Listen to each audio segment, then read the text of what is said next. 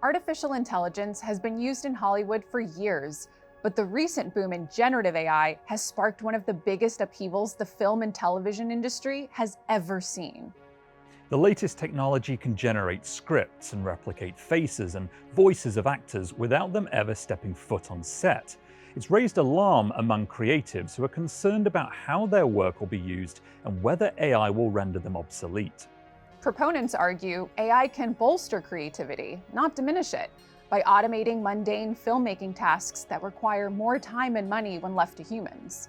So on this episode of AI IRL, we'll hear from experts across the industry who have different visions of how artificial intelligence will transform entertainment and where that leaves human ingenuity. If there's one thing everyone can agree on, it's that AI-generated films and TV will hit the red carpet sooner or later. The question will be, who gets the credit?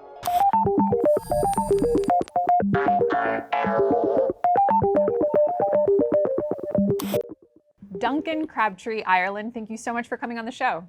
It's a pleasure. Thanks for having me. You're the National Executive Director and the Chief Negotiator for the Screen Actors Guild. AI has emerged as a key issue among Hollywood actors and other creatives, but it's been used in the industry for years. What is it about generative AI that poses such a threat? Well, I think really it's the fact that the capabilities of generative AI really haven't even been tapped. The surface hasn't been scratched yet on them.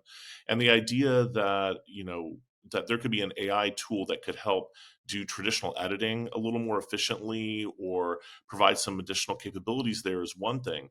The idea that you could have an AI tool that's used to create digital replicas of performers and then actually convincingly create performances that appear as if they did them when they had nothing to do with them whatsoever. That is a sea change in the capability of this type of technology. And it's one that our members are hugely worried about, and rightly so. And frankly, all of us in this society should be worried about this kind of capability. I mean, just to be super clear, just for anyone who's not aware of the technical requirements of doing something like this is the idea of essentially capturing an actor's likeness, potentially their performance style and their voice, and then saying, well, we've got that now, that's in the system, we can just essentially reuse that for whatever we want in future. That's exactly right. And in fact, lest anyone think that this is some sort of overwrought concern or something that is just speculation, the studios and streamers literally proposed that they should have the right to do that in this negotiation. On July 11th, they gave us proposals in writing that said that background actors should be able to engage them to work for one day, pay them for one day's work, create a digital replica of them by scanning them, and then have the right to use that digital replica forever with no further consent and no further compensation. And they made a similar proposal for principal performers, that's like speaking part performers, for any kind of franchise. Well, how about Indiana Jones, where Harrison Ford was de-aged using AI? What role should artificial intelligence play in Hollywood going forward? When we came into this negotiation, we could have proposed just a ban on the use of AI as it relates to performers. We did not do that. We came in with 4 very complex and nuanced proposals that were designed to really let the industry use AI as long as it was being done with informed consent on the part of the performers affected and fair compensation for whatever's being done. So when we talk about things like de-aging, other types of uses, that's absolutely fine if it's done with the consent of the performer. And that's something that certainly, if using that example for the Indiana Jones movie, obviously they planned that out. That wasn't some sort of last minute surprise that they were going to use de-aging technology for that. And from what I understand, that was discussed with and approved by Harrison Ford. So, the kind of use of these technologies, when done with the informed consent of the performer, it can be helpful to production. And it's not something that we're opposing. What we're opposing is companies feeling like they have the right to just do that without getting any kind of informed consent. And are these, as far as negotiations on deals and things are concerned, are these non-negotiables from your standpoint? And what other non-negotiables are there? Well, I mean, the principle is non-negotiable. The principle that actors need to have informed consent over the creation of a digital replica and the use of that digital replica and fair compensation, that's not negotiable. Clearly, I mean, we need those are basic principles that need to be enshrined. The mechanism by which those would be carried out, absolutely is negotiable. We negotiated over it for 35 days with the companies.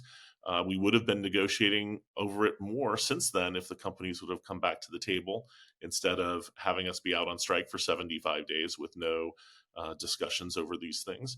So, we don't come to negotiations saying, there are conditions on these negotiations or this and that are non-negotiable. Having said that, if the principles we're talking about are enshrined, we are very open to discussing the mechanism by which that happens, and we have been. In terms of like the history of technological impacts on cinema and Hollywood, where does AI in this current debate sit in terms of severity? Is it unprecedented? So these are, in our view, existential issues, and they're issues that we really have to address now, because given the developments in generative AI over the last 12, 18 months, we certainly can't wait another 3-year contract cycle to address them. We can't even wait a year to address them. I had 14-year-olds come up to me on the picket line at Disney saying how concerned they were about not being able to have a career as an actor because they felt like AI was going to take away their jobs. I mean, when 14-year-old performers are saying this to you, you really have to listen. Unprecedented times, Jackie. Definitely. Do you think AI will continue to be a sticking point in negotiations going forward? We did make some progress during the first part of negotiations, but as I mentioned before, there were proposals put out right at the end of our negotiating period that were really inconsistent with the idea of informed consent and fair compensation. And so the only AI deal that we're going to agree to is an AI deal that reflects those principles. How it's implemented, still some bargaining to do, but those principles must be enshrined in the contract. Do you think we're going to get replaced, Jackie? I hope not. Yeah, me too. Well, Duncan, thanks ever so much for joining us. Thank you. Absolutely. It's my pleasure. Thank you for having me. Tim Weber, it's great to have an Oscar winner on the show today, so thank you very much for coming in. Pleasure. You're a visual effects supervisor, chief creative officer at Framestore, which people will remember from Harry Potter, Gravity, of course, the Avatar films. You've been behind a huge number of blockbusters over the years. So let's start big. What has the generative AI boom done for the visual effects industry? I think the first thing it did is worry a lot of people initially, because everyone looked at it and it could do such amazing things that were so impressive in short clips, in demos, that we all thought, it's, our jobs are going. But quite quickly, we looked at it and realized there were lots and lots of limitations, and it wasn't going to totally revolutionize the world immediately, but it is still going to have a big evolutionary effect, almost revolutionary effect, I'd say. It has a lot of potential in a lot of different areas, and when it does apply to a certain process, it makes a big change. It typically can speed certain things up by factors of 1,000. Yeah. So what are some examples of things that we might have seen on screen that has used some of the more advanced AI tools? There's the obvious stuff where faces have been replaced with someone else. A stuntman has an actor's face put on them, using the deep face technology that we're all quite familiar with. But it is used, we developed a piece of AI technology that enabled us to, when we build a virtual creature or a virtual human being, we build them from the inside out. We build skeletons and then muscles and then skin, and the animator will move the skeleton and the computer will work out how the muscles move and how the skin slides on top of that and how the light reacts to it. Now, the process of doing that could take sort of 40 seconds. You make one move of the skeleton and it could take 40 seconds to update all of that. But we were able to accelerate that process to make it almost immediate. And what that meant was an animator could move a character in some way, and they could see a genuine representative of how it was going to look in the final image, because all of the subtle details would change too. Where does AI play a more intensive role, and where does it have more of a potential to kind of take off some of the more labor-intensive tasks? Where it is taking off now, I would say, is in the early stages of working out. At the very beginning of a project, for example, we do concept design and we draw up how the director wants it to look. Now, tools like Midjourney can create images very, very quickly from scratch. But even there, they're not good enough to create our final image, but good enough for people to go, I like that bit and I don't like that bit, or I want it a little bit like this. The initial inspiration. The initial inspiration, yeah. Thought provocation. Thought provocation, yeah. We used to do it by searching the internet for existing images, and it was hard to find something even close. So AI in that space gets us quite a bit closer, but still a long way from what the concept artist can do when they can, juggle something into exactly what the director is after. Hollywood actors and writers have been in intense negotiations with studios, and artificial intelligence has emerged as a key point of contention, specifically because they're afraid that their work, their image and likeness might be used to eventually put them out of work. Does a similar threat or concern exist among visual effects artists? I think it will, there's a lot of people in our industry worried that they're going to be out of a job, and I think the job market will change, but it won't put people out of a job. And I personally, I believe the same is true in writing and acting. I think it changes the way things are done a little bit, but you can't currently. The more I look into it, the less I worry that it is going to replace us. It so still needs the human input.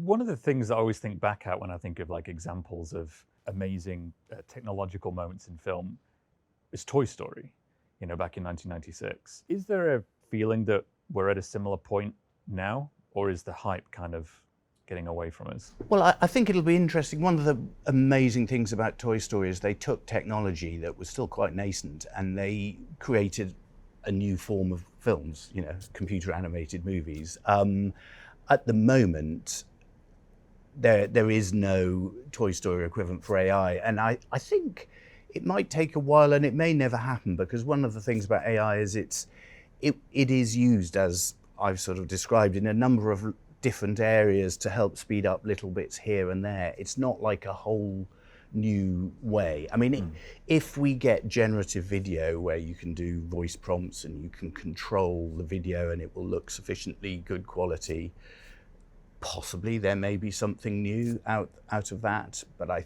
think that's a long way away. In the case of visual effects, will it always kind of require this additional layer of technical expertise? I think, and I'm talking about visual effects at the high end, what where we work is right at the high end. I don't see that can happen at the high end. You want to be led by a master storyteller, by a Steven Spielberg, and it takes them years and teams of experts to help them craft their movie. The movie that will be crafted out of AI, and look at what ChatGPT creates. It assembles all the words from the internet and spews out something that is plausible and is often useful and often correct, but not always correct, but is often very useful. But for it to, that is different to being a perfectly crafted, original piece. Using your imagination a bit, what are you most excited about when it comes to artificial intelligence and its potential to transform VFX? I think there's a number of things to be excited about, but one of the big ones to me is how it can bring VFX to wider areas. It can, because you can render very quickly, it could allow us to create what I'm going to call a volumetric movie. So, say you're watching a movie, but one where it's like a 3D movie, but it's more genuinely 3D. It can encompass you, and as you move your head, there's three-dimensionality to it. It's not just stereoscopic vision. So that would be a whole new way of showing movies. It would be all the more powerful. As an Oscar winner, someone who's received an Academy Award, do you think there's a future where an artificial intelligence and I'll say itself, could be worthy of winning the award rather than a human being? I mean, I think there's significantly far into the future, there is all sorts of possibilities. You know, if we get to the point where an artificial intelligence could be winning the Oscar, we're also at the point where an artificial intelligence could be the Prime Minister or the President or doing all sorts of other things. At which point, I think we'll have an awful lot to worry about, and it may be great, but there'll be a lot to worry about. Tim, thank you so much for joining us. A pleasure. Thank you. Edward Saatchi, thanks for coming on the show. Yeah, thank you. So you're the CEO of Fable, a company that's used artificial intelligence to create original South Park episodes. It was something as a proof of concept, but still pretty cool. You did it with a tool called AI Showrunner. Could you walk us through how that works? Yeah, so we've been in AI for about 5 years, and every single year, other than this year, we've always felt AI just isn't good enough to be funny, to really make a work of art. And this year, it really did change. And so we were still reading, articles and people saying, "Oh well, of course, it's never going to be funny. It's never going to really work." And we thought, well, actually, that's not what we're seeing, and we should maybe illustrate what we're seeing. And so we thought that creating the AI showrunner would be a good way to kind of wake people up to just how good AI has become. So we used as an example South Park, which is obviously an incredible television show, and very funny and very anarchic and irreverent, and not sort of an AI telling terrible stand-up jokes, but something really quite sophisticated in its comedy. And I guess you have to have a lot of understanding of like world events and like what's going on and the satire of it. And so we thought that we'd create a tool to make infinite South Park episodes, just for our own research. And we created, I think, maybe 10 or 15 just to kind of illustrate the point and release them. We also worked with journalists so that the journalists could come up with their own story in a sentence, and also put themselves in that story, just to illustrate that you can do whatever you want. And yeah, I think people were both very angry that we did this during the strike, and very shocked that they laughed. You mentioned the writer's strike just now, but before we talk about that more, do you know if Trey Parker and Matt Stone, the creators of South Park, saw any of the episodes that were made? No, I don't. And we're huge fans of theirs. But I do think that the episodes were hopefully helpful to the conversation around the strike, so that more controls can be put in place around AI. Right. And do you think they were then? Do you think that something like what you did was helpful in moving this debate forward? Well, I think in any negotiation, more information is better, because you can negotiate not in a fog of war, but in a real sense of understanding. And the timing of the strike meant that it was happening at a moment when there was a lot of fog of war around what is AI going to be used for. There were reports of studios literally scanning extras and then saying, we now have the rights to your scan forever, which is completely disgusting and insane. And so there was a lot of worry. And also there was some complacency around, well, of course, AI can't write anything good. And so I do think that giving more information means a stronger hand for the negotiators to say, we want to have AI only used with the permission of the artists, and not producers saying, okay, well, why don't we get rid of everyone? It'll just be us, the producers, talking to our computers, and we'll be so profitable. we've got to make sure that doesn't happen. Okay, but the South Park episode wasn't just a stunt. You're actually producing an AI-generated TV show called Thistle Gulch, and it's sort of like set in a simulation of a Western town where AI characters are exploring the Wild West. What kind of effort does a project like that really take when you're using AI? Yeah, our goal is to make AI people, and so that's why we build simulations. And in the process of building that, we realized that actually having a sort of reality TV of what's going on in this simulation, a little bit like the Truman Show, would be really cool, and that you'd get great results. So we didn't just create the ability to make episodes of South Park. We actually made a simulation of the town of South Park, and those episodes represented things that were happening in South Park. And then with Thistle Gulch and with some of the other simulations that we're building, you'll be able to see both inside the simulation and also get reality TV episodes of what's going on with your AIs. Just as in the Truman Show, you got those episodes coming out of that fake world that Truman lived in. Let's talk about the profits behind making an AI-generated television show versus if you were doing it the traditional way. Yeah, obviously the costs are much lower. I think the exciting thing for us with showrunner and allowing people to make new episodes of simulated shows is that creators could actually start to earn money. That's our key metric: is how do we get the top creators, so the top 5% who create really good new episodes of shows, how do we make sure that this is financially good for them?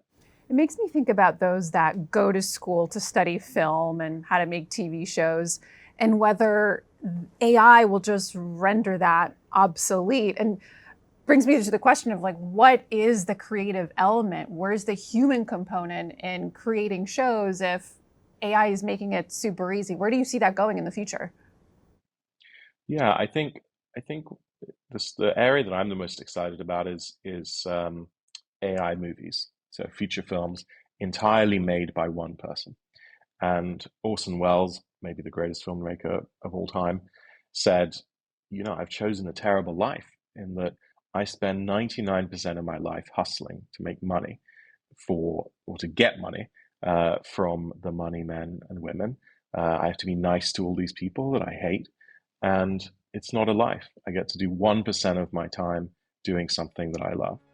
And I'm very excited for films, the making of films, to become more like the making of novels, more like the making of paintings, where one visionary, a kind of writer-director who's got a vision in his or her head, can, with AI, actually bring that to life. Sorry guys, all these people behind the cameras here, we don't need you anymore. Apologies. Me and Jackie are going to do this on our own.